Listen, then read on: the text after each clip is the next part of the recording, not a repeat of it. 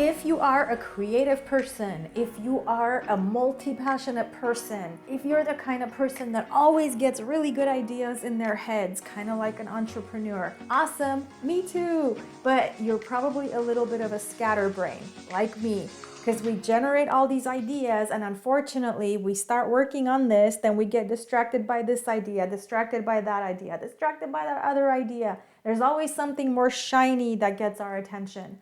The one thing that has helped me to keep it all together, checklists. I'm a big fan of checklists. I talk a lot about checklists. So I suggest you buy into this idea of making checklists for yourself because they are going to help you tremendously.